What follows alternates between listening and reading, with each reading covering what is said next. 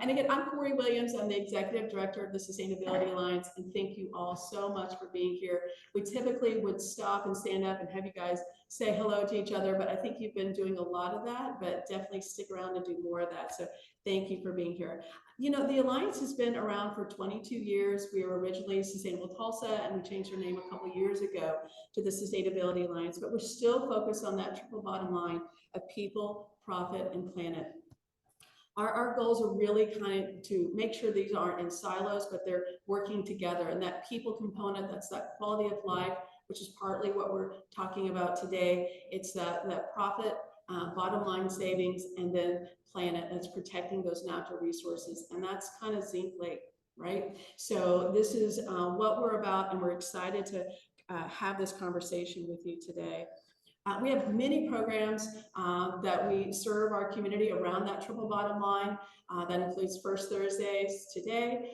We also have Green Drinks, which is really more just a social hour to come together and be with us. Our business program, we bring businesses together with the B2B Case for Sustainability series. This is to have some of those conversations around that you can carry back to the boardroom and with your members. And then we take that to the next level with our scorecard program. This is how businesses can really track their sustainability journey around that triple bottom line of people, profit, and planet. And just last week, we celebrated our scorecard members. I know there's several in here. If you are a scorecard member, will you please stand? We want to applaud them. They have been working hard for the last year. So I see a couple in the room. So.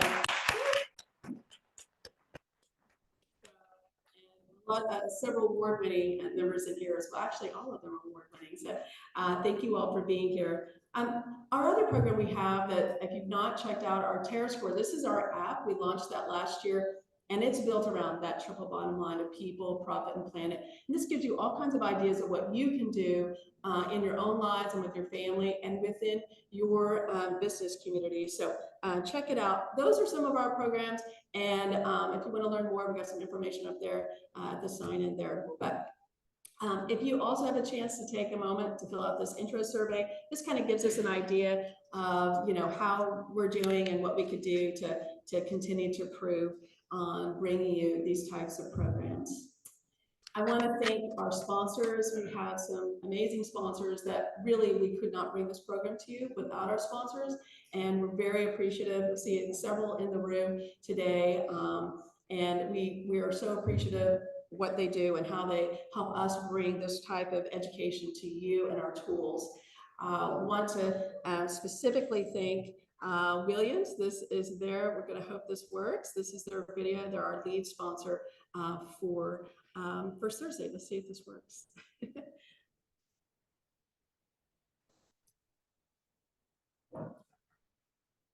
One more. Here we go. Let's hope it. The experience to adapt, learn, and grow defines Williams. We've delivered natural gas to power change for over a century. Now we're investing in next-gen technologies to move toward a low-carbon future. We can reduce emissions and meet rising energy demands because experience powers us. Well, you didn't get to hear it, but that's a very commanding voice. So hopefully that was impressed upon you. Let's see. So we'll try to show it later, but we do appreciate their help. We also want to thank PSO for their support. They have their Win Choice program. If you haven't signed up for that, lots of great opportunity to really be a part of that more sustainable portfolio at your home and business. We also have the Met. They help with all the recycling in our community, which helps to protect that zinc watershed. So check out those facilities if you haven't already. We want to thank also Save Our Streams. They're an important conversation to today in particular, but do lots of education and creek cleanup. So thank you to Save Our Streams. We also want to thank the Tulsa Farmers Market they really help when it comes to the footprint of this whole community, bringing in and supporting our local farmers and bringing you fresh and healthy produce. So check them out every Saturday. And Sustainable Advisors Alliance, they are really trying to help you as an individual really think of your own personal financial portfolio and really supporting the things that they're to your core value around sustainability. And Philbrook, one of our newest sponsors. We appreciate what they're doing. And if you haven't been to Philbrook lately, you should definitely go. They have added some gorgeous pollinator habitat, and they are actually one of our newest scorecard members. So thank you to all of our sponsors. Let's give our sponsors a round of applause.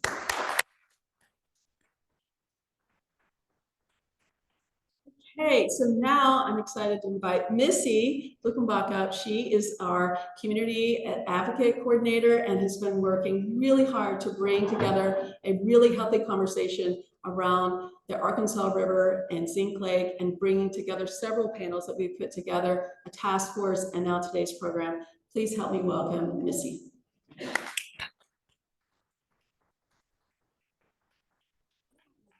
A lot of you in here.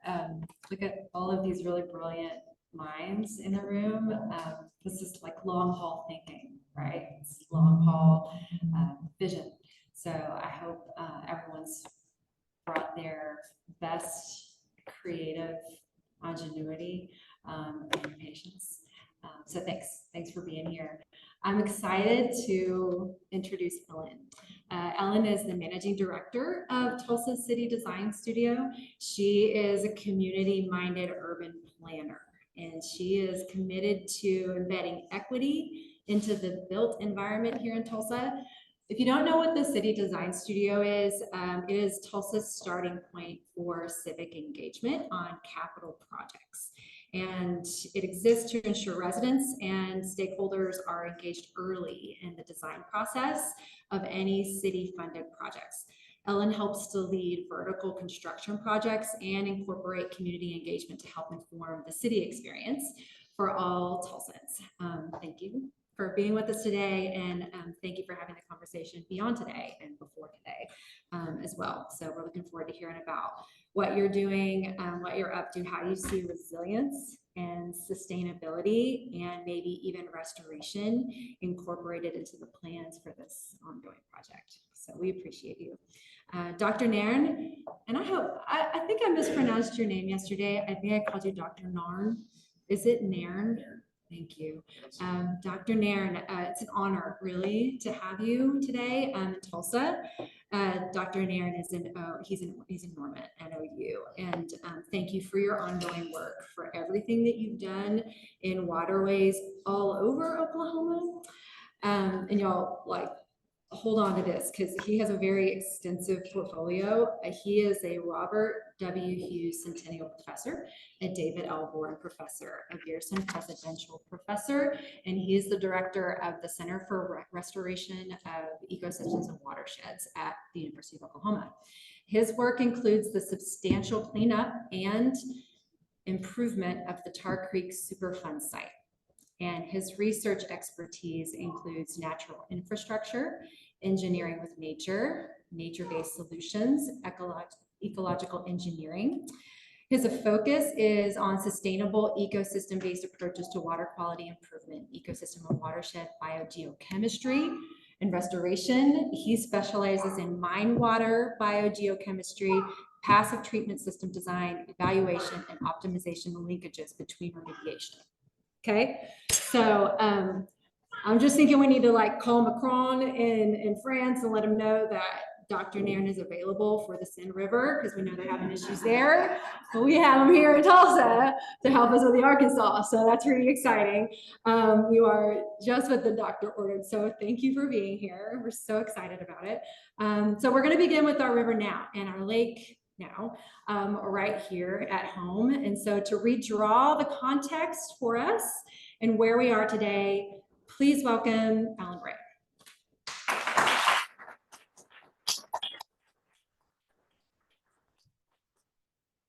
Hello.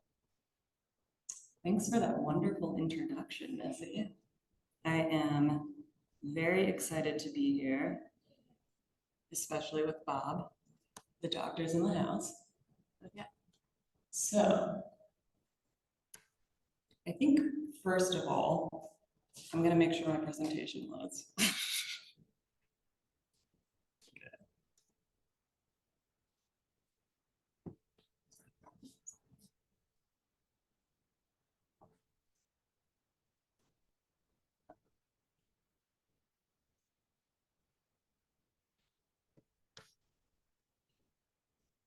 Great, can you see them? Excellent. I'm the world's youngest boomer, so thank you for your patience. So I think we're all here for many different reasons today, which is one of the things I love about the Sustainability Alliance and the partnership we're developing between my group at the city, the design studio, and the work that they've been doing, as Corey mentioned, for over 2 decades now. To that end, all of my favorite spaces are interdisciplinary spaces. So I'm thrilled to be here today talking to people that come to this shared value of sustainability from very different places, and they're sharing ideas and talking about how those respective skills, expertise, and passion can move us in a more sustainable direction. So today I'm going to talk about Zink Lake. I'm also not going to talk about Zink Lake. And then I'm going to go back to talking about Zink Lake. Just as a brief overview, I think most people are familiar with this project at this point, but I'll summarize it as quickly as I can. And then move from talking about the things you might have discussed before, the water quality, the dam, to the reality that the lake is here. Regardless of whether some environmentalists didn't love this project, the lake is there and the lake is going to be there. So now that it's here, how are we going to recreate in a way that's sustainable? And then how can we build on that recreation to invite more stewardship at this new facility? When I zoom out, I want to talk about this lake as an example of urban development and really zero in a little bit about what development means. I think there's many myths that development has to mean a high-rise condominium right on the shore of the lake. But I want to show a few very cool examples from cities that are leading the way in terms of how we can integrate our need for more housing with our need to protect and grow and restore habitat within our urban centers. Finally, I want to introduce the partnership that we're kicking off with this event today between the city and the Sustainability Alliance and talk about how you can get involved. Okay, Zink Lake 101, how did we get here? You may have voted for it. I was talking to someone this summer at a farmer's market and I was like, you voted for it. And he was like, 2016, I was 8, I did not vote for that. But more or less in 2016, voters in Tulsa approved $48 million to build low water dams on the Arkansas River for this long discussed dream of having water in what was often a very sandy, braided prairie ecosystem. So today we now have a 2.5 mile recreational lake right in the center of our city via these low water dams. Truly a transformative public investment that so many brilliant minds and hardworking public servants have been at for many, many years. The follow-up to that is that after we funded the dam, we realized we should probably also fund some things on the shores of the lake. Like maybe we should do stuff there too. So last year, you may or may not have voted for $5 million through the Improve Our Tulsa 3 package for amenities on the shores of the lake. Finally, we are at the stage where this Labor Day, the lake will open to the public. There's going to be all sorts of hoopla and hootenanny. I can't even get into it, but they've rented the world's largest giant rubber duck. So just go to the website, bigdamparty.com, and lose your mind. It's going to be really fun. So one thing that we've really been focused on in my group this summer, the City Design Studio, is this realization that though people have heard about the lake and there's been news stories and lots of hearsay and Reddit threads, just the number of people-to-people interactions hasn't been that great from the city. So we wanted to change that and shake that up. My group has been blessed with 4 amazing interns that were out at Tulsa Tough at 5:30 in the morning under a tent talking to people about the lake. And I think we've done a lot just to be accessible and answer people's questions. The stats here are really impressive, and I'm so grateful for my team just for being the people power to make this happen. And, not everyone's going to love the fact that we made a lake, but I think just having city staff out in the public to answer questions and talk through people's concerns is huge. And that is not going to end this summer. We will continue to be here. I'll show the email at the end of the presentation and would love to keep these community conversations going. So I had to be really oaky here. Hopefully everyone knows this is Woody Guthrie. But one of my favorite things about the Zink Lake project is that it really helps address this fundamental disconnect that people in cities feel to nature. And I really think that one of the reasons why people thoughtlessly pollute is not that they're mindless or evil or anything like that. It's just that when you're in an urban environment, you're so infrequently in awe of the natural world. And within cities, the best way to reconnect with that sense of wonder and awe is in fact through beautiful park spaces. So my biggest hope and why I'm so excited about Zink Lake is I think that it's going to be an amazing recreational park that will bring that sense of nature to many Tulsans who don't necessarily get to go to Colorado for the last week like I did, but instead on a Tuesday night, if you're stressed at work, you can go paddle on the lake and really just have that connection to nature in a much more accessible way. So my greatest hope with this presentation, and hopefully you'll take it away too, is that as usage of Zink Lake expands, that will invite more environmental stewardship because people will begin to take care of this place that they enjoy spending time in. To date, we've done a lot of work around sustainability and conservation. I'll just highlight a few really quick. We've set up an ordinance that will pass, I think next week, where there will be no wakes or combustion engines in order to preserve habitat on the lake. We've preserved every tree we can and replaced them with more trees when we had to take them out. River Parks has been doing a bang up job of putting in a series of monarch way stations. Go check them out. It's basically Riverside in Denver, and they're really blooming right now. And Joe Medlin's been the force behind that. So thanks so much, Joe. Our favorite formerly endangered species, the least tern, will have their own island. We have new boat ramps to not only provide access to the lake, but also to prevent the erosion that happens when people are just walking down on banks. Really ensures that more bank stabilization will happen by directing people to designated ramps. Finally, we've included some sustainable stormwater management strategies through swales and filtration strips. The lake itself will have improved sediment management through the dam technology, and then we will maintain existing water surface elevation. Okay, now that we've zoomed in a little, I want to zoom out because ultimately I'm an urban planner. I'm a big picture person. I'm bad at details. I like to think about what life is going to be like 50 years from now whenever I have a hard day. I'm like 50 years from now. Let's think about that. So to that end, let's talk about global trends. Today, more people live in cities than they do in rural areas, and that's been the case since around 2008 or 2009. That trend will only continue.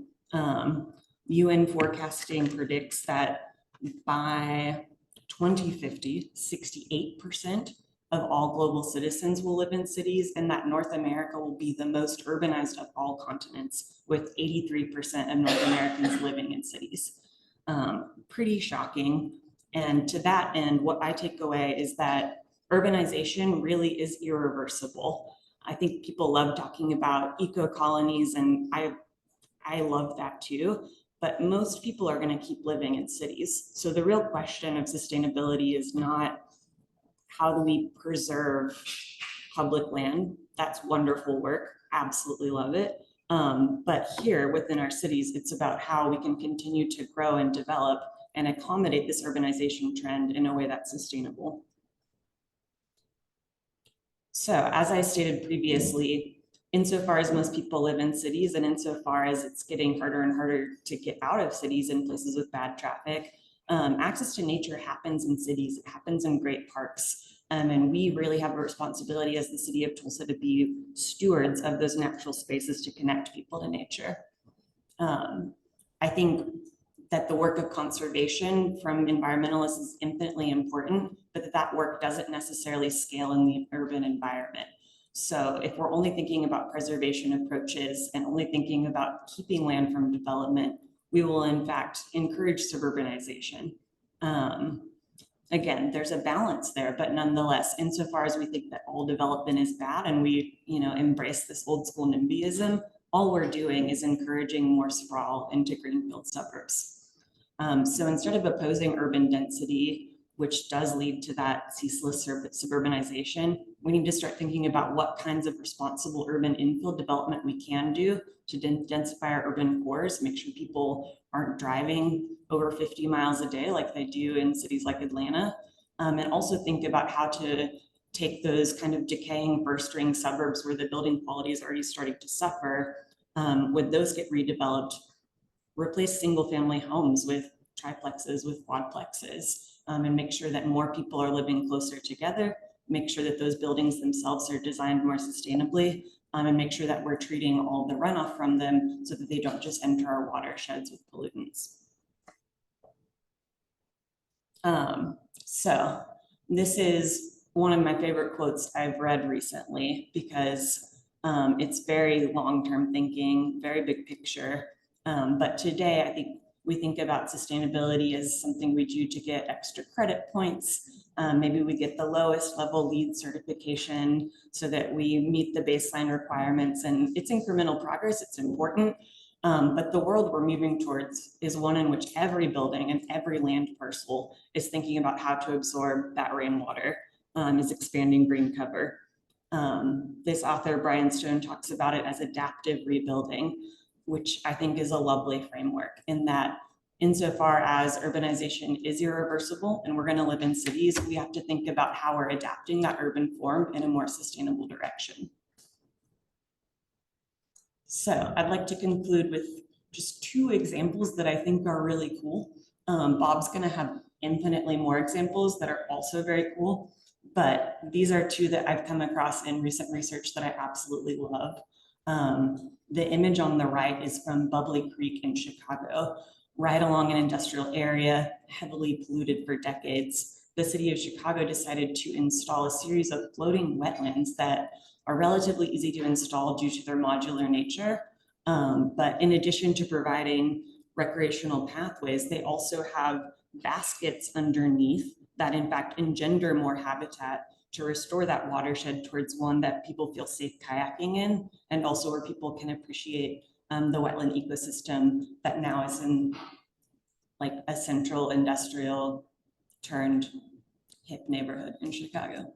And I'd like to credit the urban designer on our team, Juniper, for making this beautiful illustration of what the wetland would look like were you to kayak up to it.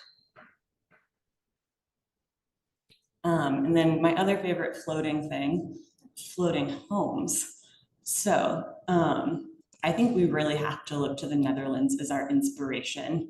Tulsa obviously has quite its share of floodplain management issues, but 1/3 of the entirety of the Netherlands is underwater. So one of the most popular emerging housing typologies that's happening in the Netherlands are these floating houses. And I first looked at this and was like, okay, is this a bougie houseboat? What is this? But I looked into it more. These are actually anchored to the bottom of, the earth, and they tie into sewer and water infrastructure.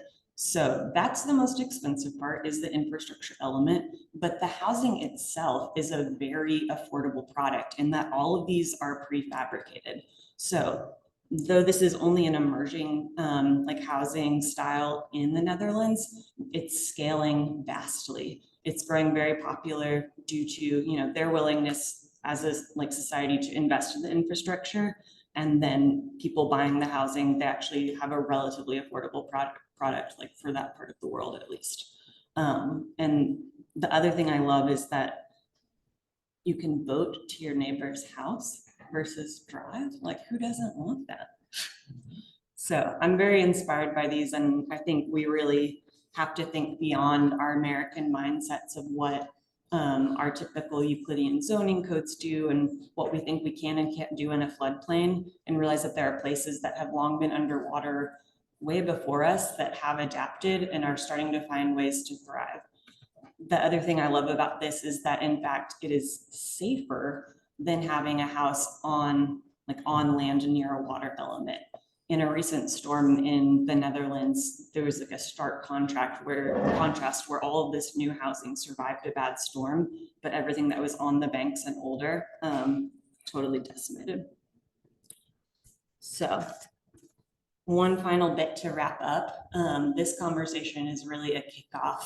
We're initiating what we're calling River Lab between the Sustainability Alliance, the City of Tulsa, and many awesome partners who are in this room. We've got an advisory task force. We'll have a more extensive public workshop over Labor Day weekend that Friday at the Gathering Places Cabinet of Wonders room, where we just really talk through pilot projects, practices we can embed, and how those can become policies that we all subscribe to. Again, I think that stewardship will begin with identifying what these pilot sustainability projects can be. I know as a City of Tulsa, we can't afford everything, so I'll look to a lot of our private partners with all of their ESG goals to maybe help us out there. But I think we can do some very cool targeted efforts, such as turning an existing swale we have into a bioswale. Talk to Julie in the back about what that means. And other work around native plantings, stormwater drainage nets, and of course, ongoing anti-pollution outreach. So stay engaged with us. That's the email address I mentioned. Here are some other events that we'll have throughout the rest of the summer. And I know that you're already glued into the Sustainability Alliance's network, so they'll continue to promote these events as well. All right, so thank you very much. And I'll turn it over to Bob.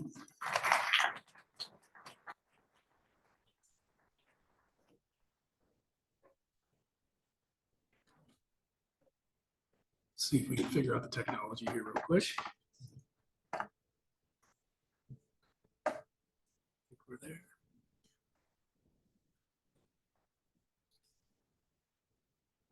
That one? Is it? Okay.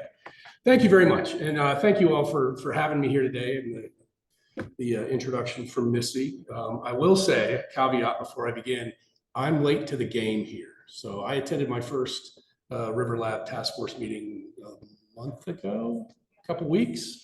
So I'm learning about Zink Lake and all the plans that you all know much more about than I do.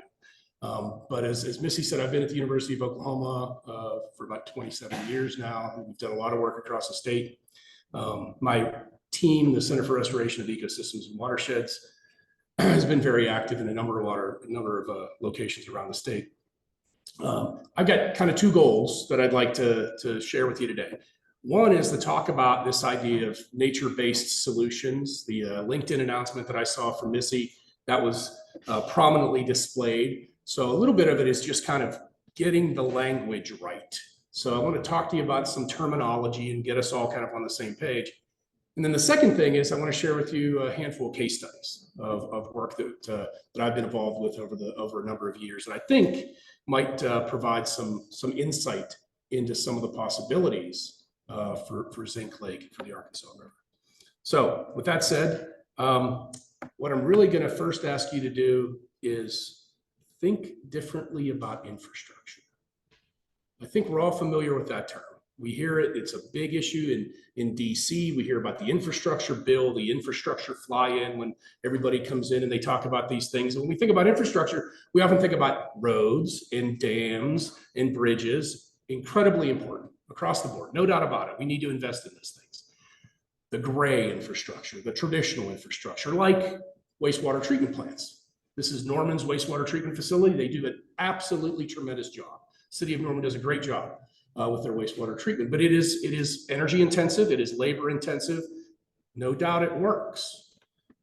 I'd like you to think about natural infrastructure. So there may be cases where the gray infrastructure could be modified or could in some cases be replaced with ecosystem processes. And this is an example from North Texas. Even though I'm at OU, we do go to Texas once in a while.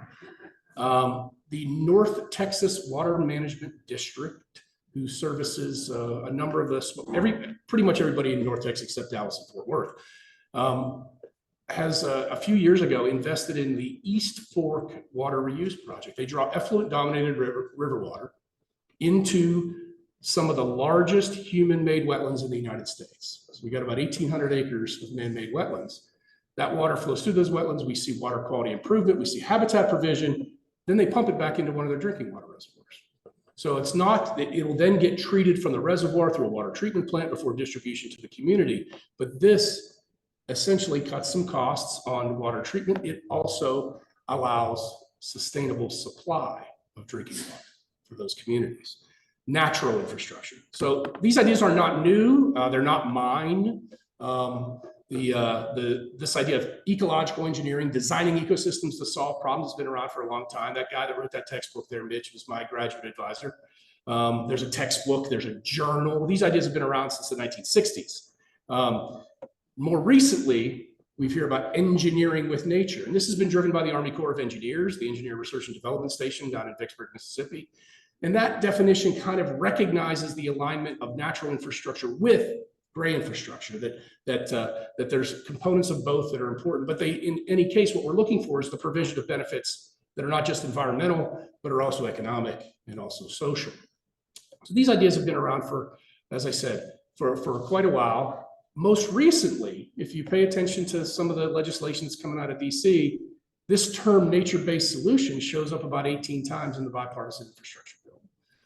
So there's a recognition. We're finally, I've been doing this for my entire career. So it only took 50, 60 years to get where we need to be and get some decision makers understanding what we're talking about.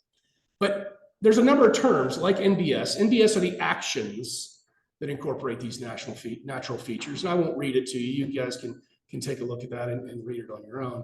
Another term that I tend to prefer is this idea of natural infrastructure. I think it's a little easier to explain to the layperson when we talk about infrastructure, that ecosystems are infrastructure, that having intact ecosystems on the landscape provide services back to society. And we don't have to pave everything. We don't have to channelize all the streams. We can think about those intact ecosystems as natural infrastructure. Natural and nature-based features is another term. It really is geared towards flood management more than anything. But it's again a relatively recent terminology that you might find if you explore these topics. And then another one I'm sure that many of you are familiar with is green infrastructure. And green infrastructure typically is driven by managing stormwater runoff in a more sustainable way, often linked with what we call low impact development, where we're really trying to capture that water where it falls rather than forcing it to run off and dealing with it later. Of course, we can take all these things and we can put them together with the traditional infrastructure, that the hybrid technologies, where in some cases it may not be possible or be feasible economically or otherwise for a fully nature-based solution. So maybe we need to think about hybrid infrastructure that combines the two elements. And that's what Crew's been doing for a long time. So before I go any further, these are the folks that do all the work. These are my students. These are the guys. They're actually out there today. They're working. I got a team up in Ottawa County. I got another team in Cleveland County that are working today. So they're the ones that did all the work that I'm going to present to you next while I'm in the nice air conditioning of this building. So I want to share with you quickly 5 case studies or 5 examples.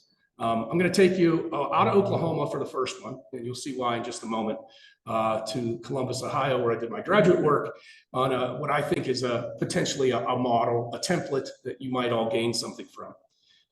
Then we'll come back to Oklahoma, a rural example in the Horse Creek watershed up in Craig County, a more urban example in a low impact development in Norman, and then a little bit on water quality improvement in Norman, Oklahoma, as well as the Tar Creek work that Missy mentioned a few moments ago. Okay, so I threw this slide up there just to point out that's Columbus, Ohio. Columbus is about twice as big as Tulsa. It's about 900,000+ folks. Metropolitan is like 2.4 million, I think. But that little yellow circle you see in the middle, okay, that's, oh, I forgot. I'm contractually obligated as an alum to tell you that Ohio State University is in. This is the Olentangy River Wetlands Research Park, which is on the campus of Ohio State. It's on the Olentangy River, which is an agriculturally dominated river. In its upper reaches, becomes very urban dominated as it comes into the city. And this was kind of the vision. This was the vision 30 years ago when I was in graduate school, about what the OW or ORWRP could be. And you'll see some kidney-shaped wetlands in there. Wetlands are the kidneys of the landscape. So my advisor was kind of cheeky. He built 2 full-scale kidney-shaped wetlands because they're the kidneys of the landscape. But this was kind of the idea. When I was there, that's what it looked like. So, you know, ground was graded. We built these 2 wetlands. We planted one of them. We didn't plant the other one. That was 1994. And in 2024, they look like this.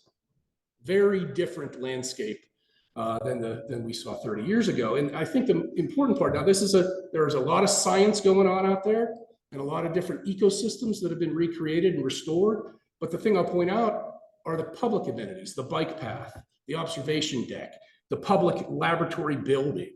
So there's access to this created wetland. It draws water off the Olentangy River. We have examined water quality improvement, soils development, vegetation, everything you can think of ecologically to try to understand what's going on here. But I think it's provides some idea of the kind of opportunities that are available in a very urbanized environment. This is right smack dab in the city of Columbus. So we'll fly back to Oklahoma. This is probably the simplest approach. In the next couple, I'm going to actually move from simple into a bit more challenging as we go through the 4 of them. This is some work we've been doing in cooperation with the Grand River Dam Authority on conservation easements on Horse Creek. Horse Creek, of course, is one of the arms of Grand Lake of the Cherokees. It is the location where we've seen in the past some significant blue-green algae blooms. Very agricultural watershed. We're right outside of Afton. The blue lines on that aerial photograph are the conservation easements where landowners have taken land out of production, essentially fenced them. So the photograph in the upper right, that dotted line is simply a 3-strand barbed wire fence. We're keeping the cattle out of the stream and allowing the natural restoration to occur. So what my team has done is we've gone in there to all those easements. We've flown a drone with a multispectral sensor. We can actually look at the health of the vegetation changing over time. And we do see changes since these have gone in. We see significant changes in not only the what we call net difference vegetation index, how healthy the plants are, but the height of the trees. We couple that with work in the stream, water quality, chemical water quality, macroinvertebrates and fish. And we've seen changes in those as well over the course of the time that these conservation easements have been in place. So a very simple nature-based solution, putting fences back up and keeping the cows out of the stream. Now, you got to provide an alternative water source for those animals, and that's part of the project. Down in Norman, Norman is a rapidly urbanizing community, as was mentioned earlier about Tulsa. You know, when I moved there in the late 90s, it was about 80,000 people. We're at 130, 160 if you include the students. And that is the Lake Thunderbird watershed, the red stuff on the left-hand side, that's urban Norman. The lake in the lower right is Lake Thunderbird. That's our drinking water source. We drink our stormwater in Norman that flows into Lake Thunderbird. The majority of the water quality problems in the lake are driven by urban runoff, elevated phosphorus leading to elevated chlorophyll concentrations. So a few years ago, we worked with the Conservation Commission and US EPA and a private developer to do an interesting project on a new development. This little U-shaped road, the Trail Woods neighborhood in Norman, we were able to design as part of that new development an experiment where we cut that little U-shaped road right in half, 18 homes on each side. On the right-hand side, we called it control. That followed all the City of Norman standard engineering design criteria, curb and gutter drainage. On the left-hand side, we put in a bunch of green infrastructure components. And then we monitored at the base, at the toe of the watershed. So 2 monitoring stations to be able to compare them. So on the right-hand side, get the water off the landscape as fast as you can. On the left-hand side, all between every sidewalk and the street, rather than having that Bermuda grass strip, was a rain garden. So a design rain garden. Every home had rain barrels. Every home had diverted downspouts. So rather than turning the stormwater onto the driveway, it went into the lawn. And there's even some pervious pavement in there. So those sorts of additions actually resulted in significant changes in the hydrology in those 2 watersheds. We knocked the top off the hydrograph. The big storms, we infiltrated water. A lot less water left that left-hand side than the right-hand side. We also saw changes in water quality for what did leave the system. Another project in Norman that we're currently actively doing right now looks at water reuse, indirect potable reuse. And again, how can nature-based solutions play a role in this? And a few years ago, the city, as we're growing and knowing we're going to grow through the next century, started looking at water and realized we don't have enough water. Where Thunderbird's not going to cut it as the city grows. Lake Thunderbird is already impaired, our primary water supply. But the city of Norman does a really good job with wastewater treatment. We discharge about 10 million gallons a day into the Canadian River. What if we could take that wastewater, address it appropriately, and recycle it back into our drinking water supply system? And that's what this is a mesocosm experiment that we're doing, where we built 50 little wetlands to examine different designs and different vegetative plantings and different changes in water quality to see if that's a viable solution. So there's the mesocosm compound. You see the treated wastewater over there on the right. We've also got an urban stormwater stream. We draw water from both of them. 25 of them get wastewater, 25 of them get stormwater. They've got a whole bunch of different, we measure a whole bunch of different things, not only the traditional constituents, but most importantly, what we now term emerging contaminants. These are typically unregulated compounds in water that are potentially problematic. Everybody probably is familiar with PFAS, PFOS. It's been in the news lately. EPA just promulgated regs on PFOS here in the last couple of months. There's also a whole bunch of pharmaceuticals and personal care products, pesticides. And the nice thing about the mesocosm experiment, it lets us do a lot of experimental manipulations. So that's just an overlay. You can see we've got different vegetative plantings and different flows and that sort of thing. In the lower right is an experiment that is running right now. And there's a bunch of folks out there sampling it as we speak. Again, thank you, Missy, for letting me be in the air conditioning. It's a shading experiment, really complicated. We put up some of those canopies over some of these that cut off the solar radiation pathway, because solar radiation is actually a process that can affect some of those emerging contaminants. So we're measuring UV, we're measuring total solar radiation along with the water quality constituents to see what changes that might play. And then the place where I spend a good bit of my life over the last 27 years has been at Tar Creek in Ottawa County, just an hour and a half north of where we are right now. Most folks, if you're interested in water, if you're interested in the environment, you've heard of this place. I'd argue that it is a place in dire need of nature-based solutions. That's an area just from a couple of years ago. Mining there was prominent through the late 1800s, peaked in about 1926, was done by 1970. So we're looking at derelict mines for several decades. The waste materials are still on the surface, and we have significant water quality problems. We still have open mine shafts, like you see on the left. The problem with some of those open mine shafts is at high flow events, they take the stream. So surface water will enter those mine shafts, go into the underground workings, become contaminated, and then discharge at the surface, like that artesian flow you see there in the middle. They'll flow out at the surface, work its way down into Tar Creek, turning it that beautiful orange color, which, again, as a Sooner, I gotta hate orange, whether it's the burnt kind or the nation's brightest. So there are options to address mine water.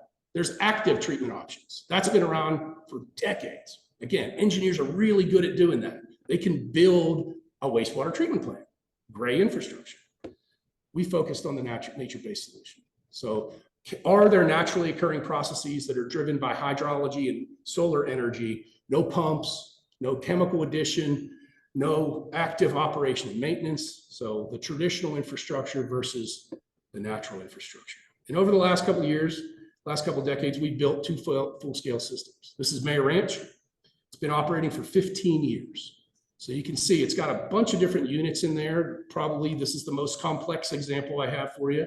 Those are different units that are targeted for different water quality improvement, and they work. So there's some inflow outflow data. We see increases in pH and decreases, substantial decreases in all the iron, zinc, lead, cadmium that we're interested. And they retain significant amounts of that material within the Triassic treatment system, which means it isn't getting into the receiving tributary. It's not getting into Tar Creek. It's not getting to the Neosha River. It's not getting into Grand Lake of the Cherokees, which is where all this water eventually ends up. We learned a lot at Mayor Ranch. We built Southeast Commerce in 2017. You notice it's a bit simpler, only 4 process units. Again, what we learned there, we try to put into action. It's actually smaller, but receives more water. So we increased our efficiencies. We see similar water quality improvement and similar retention. And I could talk to you all about chemistry for the next couple of weeks if you'd like, but the other thing that we've monitored in a receiving tributary is the ecology. So we've seen increases in fish species richness from about 4 to 20 species at a single location over the last decade or so. Shortly after the water quality improved, we started to see this gradual increase in fish species richness and diversity and abundance. Then we started to see these guys come back. We had not seen beaver in the watershed until the water quality improved. Now we get them on our wildlife cameras coming and going on a regular basis. Lots of other wildlife like this bobcat family near our final outflow. But probably one of the most exciting things ecologically is the return of the North American river otter that we documented in 2022. So if you're familiar with them, they were extirpated in Oklahoma, reintroduced in the 1980s, a bit farther south of us, down Pushmataha County, that area. And they are in Ottawa County, but we had never seen them in this watershed until the water quality got better, the fish came back, the beavers came back, and now the otters are back. So we take water, it looks like that on the left, and water looks like that on the right. Within the system itself, those are solar powered aerators, and those two photographs, pre and post water quality data. That's the same location at the Mayor Ranch site where the water first came out of the ground and what it looks like today leaving the system. I think a lot of these ideas, these natural infrastructure ideas, they're great. They're great opportunities at Zink Lake. I strongly believe that. That's why I responded to Missy to come up and talk with you all. I think there's some real potential here. I think you can do better in Tulsa, and I don't mean to bash my friends in Oklahoma City than we did on the Oklahoma River in the lower right in Oklahoma City. So that design essentially cuts off access to the river. Nobody's going to want to climb over that riprap to get down to the water. There were opportunities there that, in my opinion, were missed. One last thing, if this stuff is interesting to you, I encourage you to check out Nairn, the Network for Engineering with Nature. It's a group of universities, state agencies, federal agencies, municipalities that are all gearing up towards implementing these sorts of ideas. And with that, I'll say thank you. Contact information is there. And I think we're going to answer questions. Yeah.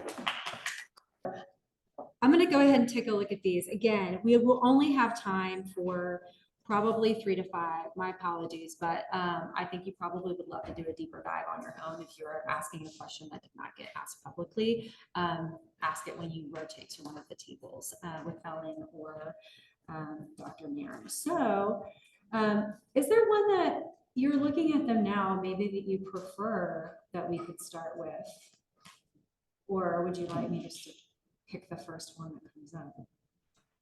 I can answer the first one. Okay, so the first question is, if we want to make it safe for the community to recreate at Zink Lake, what nature-based solutions could help to mitigate non-point source pollution and point source pollution coming into Zink Lake? I think it's a great question. And I think the thing that in my mind is most critical is that we need to examine those problems on a watershed scale.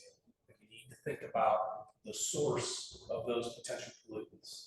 And I'm a huge advocate, and I've had some experience and we've had some success with distributed treatment systems. It doesn't have to all happen at the lake. We can do a lot in the watershed. We can do small green infrastructure implementations that have been proven to have positive effects on the nutrients and sediments and bacteria. And they're distributed throughout the watershed, tackling those individual issues so that by the time the water gets to the lake, it's a lot better than it was. It's on its way. Great. I'm going to pick the questions that have an extra thumbs up. I'll do maybe 2 to 4 more. And then I do have a favorite that came up that I didn't want to answer. So does adaptive urbanism allow for a thriving ecosystem for wildlife and vegetation, or do they both need to be compromised? It's for you, Ellen. Absolutely. I loved your example of a conservation easement, in that even within the urban environment, there are infinite opportunities through things that we have to do, through easements for your infrastructure, to build up wildlife habitat there. So there's no reason why an urbanized world can't support wildlife. It's just about being thoughtful with things conservation easements with parks like Zink Lake, and making the investments that intentionally foster that wildlife and habitat.